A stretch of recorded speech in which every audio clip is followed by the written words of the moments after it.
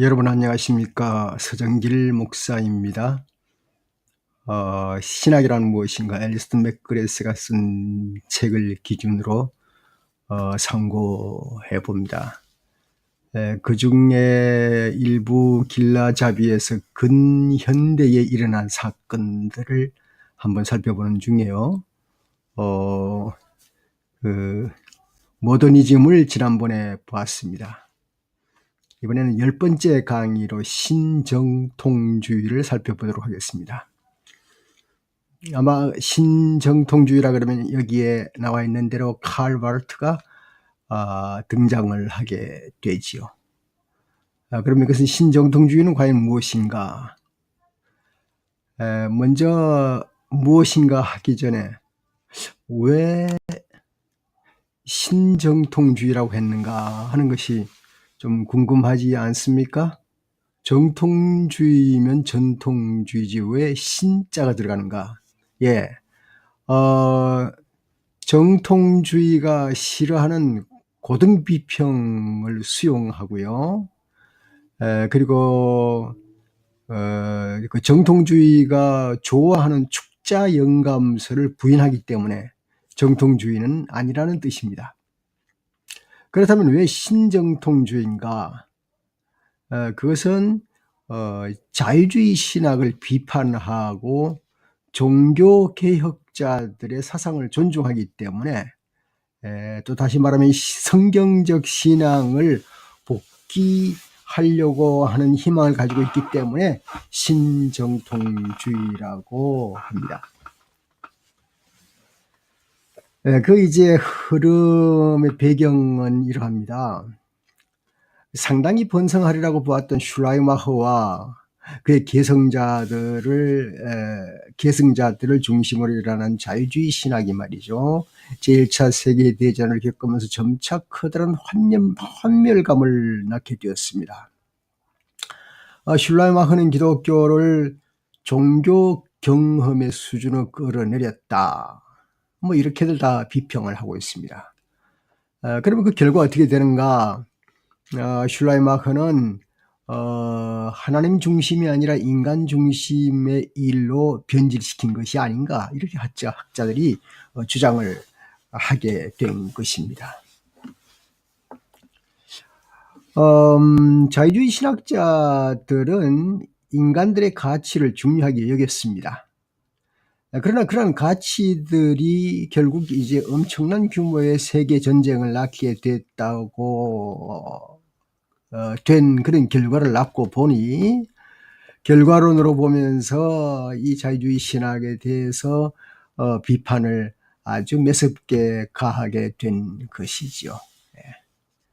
그래서 거기에서 이제 칼 바르트의 신정통주의가 다시 탄생하게 된 것이라고 볼 수가 있겠습니다. 칼 바르트는 1886년에서 1968년 저술가로서요. 하나님의 절대 주권과 초월성 그리고 하나님의 완전 타자성을 강조합니다. 완전 타자성이라는 말은 하나님은 이제 내 안에서 내가 생각하는 대로 움직여 나가는 것이 아니다 하는 그런 의도를 좀 가지고 있습니다. 땅이 하늘에서 먼 것 같이 하나님의 생각이 멀다라고 하는 그 말씀처럼 말이죠. 그래서 하나님은 전적으로 타자이시다. 그래서 인간 중심적인 자연주의 신학에서 벗어난다는 그런 뜻이 되겠습니다. 이러한 생각은 20세기에 탁월한 신학 업적 그 하나가 되었습니다. 그 중에 이제 칼 바르트의 교회학이 체계적으로 이제 다루어지게 되었죠. 바르트는 생전에 대작을 마무리하지 못했다고 합니다. 이 책은 갈벤이나 루터가 강조했던 주제를 되풀이하는 것처럼 보이기도 합니다. 하지만 바르트는 상당한 창의력과 엄격함으로 자기 고유의 이론을 다듬었다고 볼 수가 있겠습니다. 그의 독창적이고 중요한 사상가라고 하는 인정을 받게 되었습니다. 교회 교의학은 5권으로 되어 있습니다. 제1권은 하나님의 말씀이요, 제2권은 신론, 제3권은 창조론, 제4권은 화해론이 되겠습니다. 혹은 속죄론이 되겠죠. 5번째 책은 구속론이 되겠습니다. 바르트주의라고 하는 평범한 말 외에도 2개의 용어가 상당히 대두되고 있는데요. 그 첫 번째 용어가 변증법적인 신학이라고 볼 수가 있겠습니다. 1919년 그는 로마서 강의에서 사용한 시간과 영혼의 변증법이나 하나님과 인간의 변증법이라는 표현에서 나온 말입니다. 이 용어는 특히 17세기 개혁적 전통주의 시대의 사상과 바르트 사이의 연속성을 착안한 것이라고 볼 수가 있겠습니다. 둘째, 바르트가 상당히 중요하게 다룬 것은 하나님의 말씀의 신학입니다. 하나님 말씀의 신학. 이것은 신학이란 성서를 통해서 우리에게 계시된 예수 그리스도를 터전으로 삼고 그 위에 기독교 교회의 선포를 견고히 다지고자 애쓰는 그런 학문이라는 뜻입니다. 신학은 다시 말해서 인간의 상황이나 인간의 문제에 대한 응답이 아니다. 신학은 어디까지나 하나님의 말씀에 대한 응답이며 하나님의 말씀을 그 본성상 응답을 요구한다. 그렇게 표현했습니다. 여기에서 그 제가 보고 있던 책, 그 남기철 교수의 현대신학 해제를 보니까요, 이렇게 신정통주의를 좀 아주 잘 요약을 했습니다. 첫 번째가 신정통주의는 자유주의 신학을 배격한다. 요약해서 말하는 겁니다. 둘째는 자연신학을 배격하며 계시의 유일성과 특수성을 내세운다. 세 번째는 성경의 신앙을 강조하면서도 축자영감설은 배격한다. 넷째는 인간의 죄를 강조한다. 다섯째는 종교개혁자 루터와 칼빈의 후계자임을 자처한다. 여섯 번째는 케고르가 주장한 진리의 영리성 파라독스를 받아들인다. 이것의 6가지를 조금씩 해석을 했습니다만은 이렇게 6가지를 아주 요약을 정리를 했습니다. 예.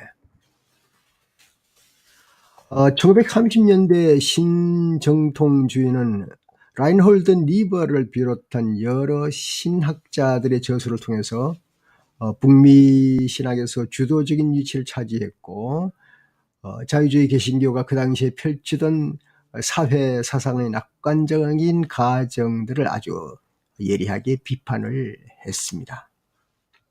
그런데요, 신정통주의도 여러 가지 점에서 또 비판을 받고 있군요. 몇 가지를 본다면요.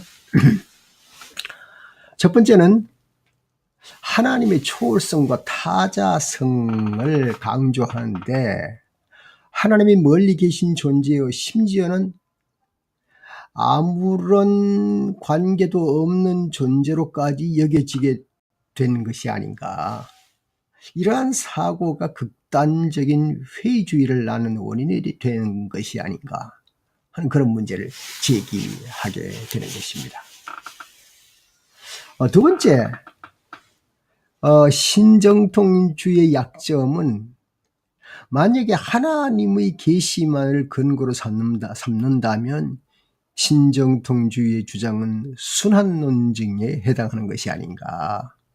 그러한 주장은 바로 그 계시 외에는 어떤 것으로도 검증이 불가능한 것이 아닌가. 다시 말해서 신정통주의의 진리 주장을 외부에서 입증할 수 있는 어떤 확고한 판단 기준이 없지 않은가 이거죠. 이 사실 때문에 비평가들은 신정통주의가 자신들의 테두리 밖에서 오는 비판에는 귀를 막고 있다라고 말을 하고 있습니다. 그 다음에 신정통주의를 비판할 때 이런 얘기가 나오고 있군요. 신정통주의는 다른 종교에 끌리는 사람들에게 효과적으로 접근해서 그들에게 대응할 수가 없지 않느냐. 그냥 다른 종교는 타락하고 왜곡된 것이다. 이렇게밖에 말할 수 없지 않느냐. 그래서 비평가들은 종교라는 건 무엇인가? 다른 종교에 대해서도 제대로 평가할 수 있어야 하고 또 그것을 기독교 신앙과 연관지어서 다룰 수 있는 신학이어야 하지 않느냐라고 주장을 하면서 평가를 하고 있습니다. 예. 칼바르트를 중심한 신정통주의를 살펴보았습니다. 이것이 제 10번째 강의가 되겠습니다. 감사합니다.